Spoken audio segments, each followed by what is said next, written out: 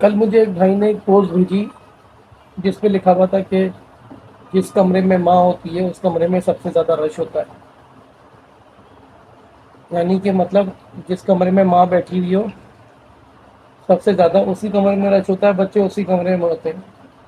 تو میں نے ان کو کہا، میں نے کہا میرے بھائی یہ شاید پہلے ہوتا تھا، اب نہیں ہوتا.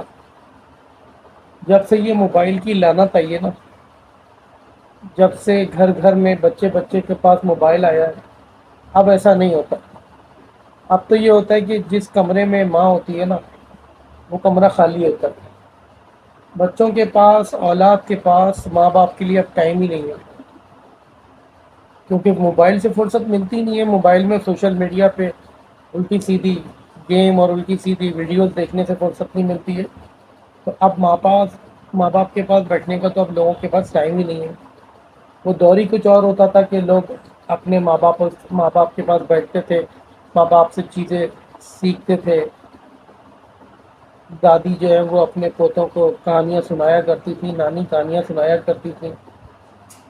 ایک ماحول ہوتا تھا، ایک فیملی لگتی تھی. آج تو ایسا لگتا ہے کہ ایک گھر میں رہتے ہوئے سارے آپس میں انجان، ایک دوسرے کو جانتے ہی نہیں ہیں.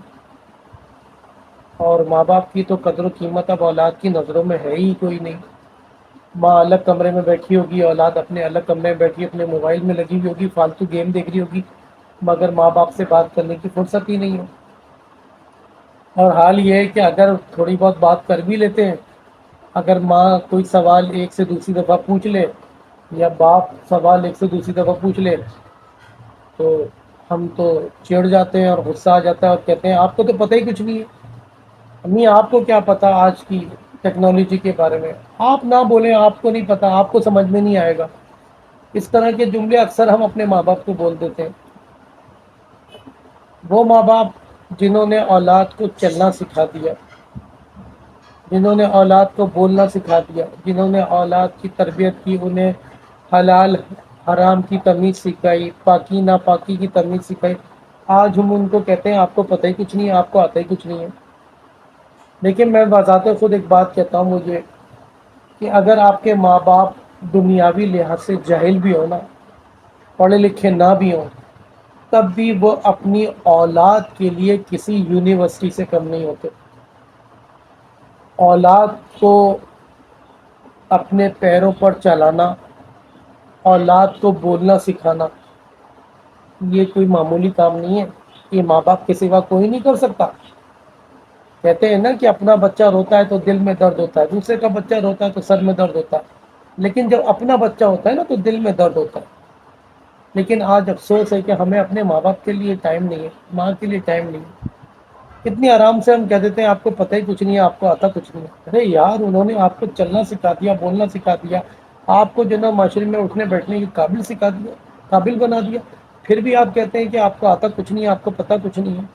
ٹھیک ہے، مان لیا کہ وہ پرانے زمانے کے لوگ ہیں، اس وقت ٹیکنالوجی نہیں تھی، تو آپ ان کو بیٹھ کے وہ ٹیکنالوجی سکھا سکتے ہیں. موبائل سکھائیے ان کو بیٹھ کے، ان کے ساتھ وقت گزاریے، وقت دیجیے. یہ وقت یاد کیجیے جب آپ ایک سوال 50 دفعہ کرتے تھے اور وہ 50 دفعہ اس کا جواب دیتے تھے، لیکن کبھی ان کے ماتھے پہ شکن نہیں آتی تھی.